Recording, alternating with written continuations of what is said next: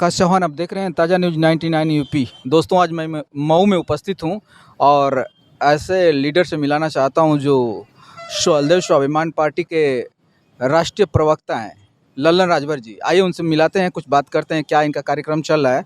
ताज़ा न्यूज़ में स्वागत है सर आपका। पत्रकार महोदय, आपका भी स्वागत है और आपके चैनल से जितना श्वेता बंधु देखते हैं उनका भी हमारे तरफ से, हमारे पार्टी की तरफ, सुहेलदेव स्वाभिमान पार्टी की तरफ से और हमारे राष्ट्रीय अध्यक्ष महेंद्र राजभर की तरफ से हार्दिक स्वागत, अभिनंदन, वंदन है। अच्छा सर, पार्टी की क्या तैयारी चल रही है आपकी? पार्टी की तैयारी चल रही है, इंडिया गठबंधन में है। इंडिया का जो कैंडिडेट आएगा उसको हम लोग मजबूती से लगकर चुनाव जिताएंगे। कितने सीटों से लड़ा रहे हैं आप? इंडिया गठबंधन पूरा 80 की सीट पे 80 सीट लड़ रही है।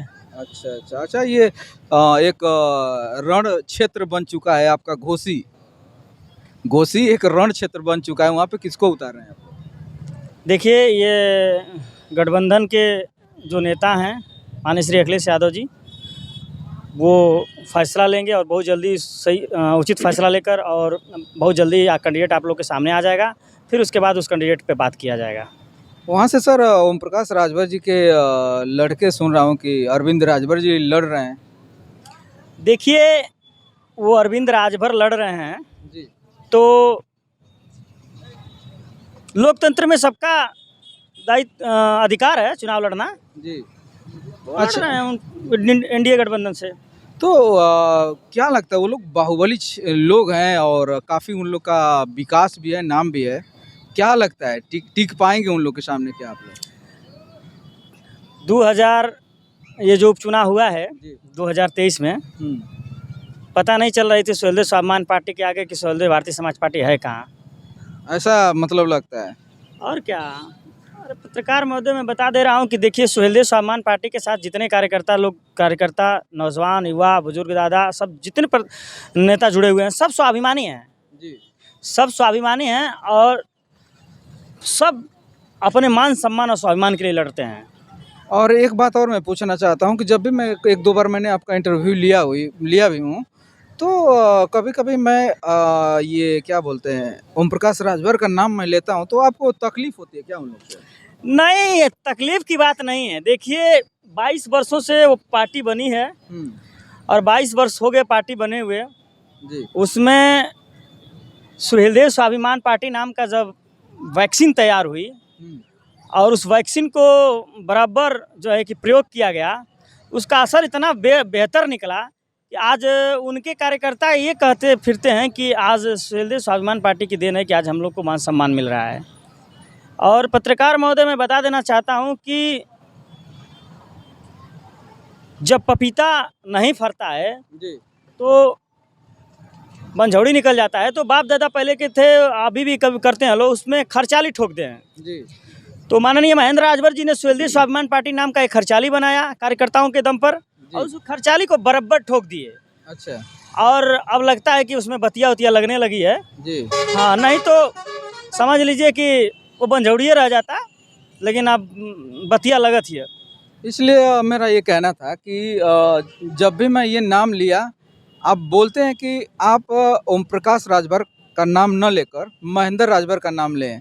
क्या लगता है कि ओम प्रकाश राजभर इतना विकास कर रहे हैं, मंत्री बन गए, तो मंत्री बनने से क्या आपको जलन काफ़ी है क्या आप लोग? हाँ, सही कह रहे हैं आप। अपन विकास करत हुआ जी। हाँ, अपन विकास तो उस 22 वर्ष से तो वही करत पड़ा ना। अपन विकास करत हुआ, अपने बेटी बेटा का विकास करत हुआ, अपने परिवार का विकास करत हुआ, समाज का विकास कई लोग तो बतावें। समाज का विकास नहीं कर रहे हैं? बिल्कुल ना। अच्छा। कहाँ समाज का विकास हुआ बताइए? अच्छा। आप देख रहे हैं क्या? जाकर राजभर बस्ती में पूछिए कि किसी गरीब की बहन बेटियों का आज तक 10-20 का शादी करवा कर आज उनके भविष्य को संवारने का काम किए हों। किसी गरीब नौजवान को पढ़े लिखे बच्चे को जो पढ़ना चाहता है, पैसे के अभाव नहीं पढ़ पा रहा, उसको पढ़ा लिखा कर डॉक्टर मास्टर बनाने की बात की हो, काम किए हों। किसी बुजुर्ग दादा बीमार लाचार बेबस का 10-20-50 हज़ार रुपया मदद करके उसको उसका इलाज करा उसकी जान बचाने का काम किए हों। वो सब उनके जिम्मे काम नहीं है। वो राजभर समाज को भड़काते हैं, राजभर समाज को सोचते हैं कि राजभर समाज कहीं अपना फ़ायदा न ले, सबको बिटोर कर गोलिया कर बड़ी बड़ी पार्टी से गठबंधन करके बड़ी बड़ी रैली करवा कर और बड़े बड़े पैमाने पर सौदेबाजी करने का उनका धंधा, यह बिजनेस बन चुका है।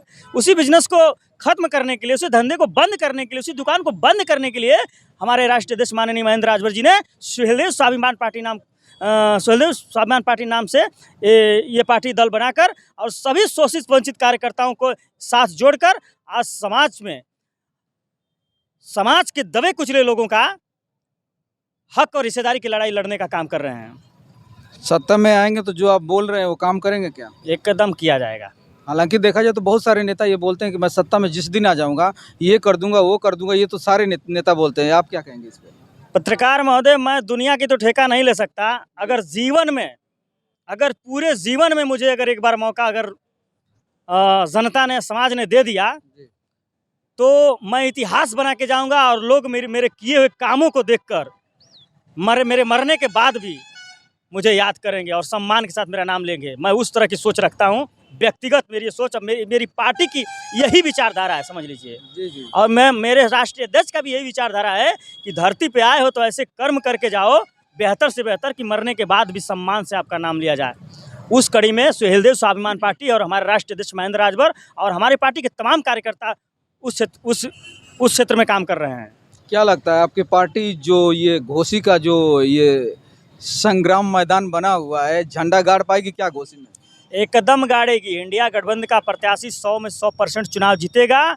आपको विश्वास दिलाता हूं आपके चैनल के माध्यम से सभी श्रोताओं को, सभी वोटर सपोर्टर को कि यहाँ की सीट इंडिया गठबंधन के खाते में 100% जाएगी।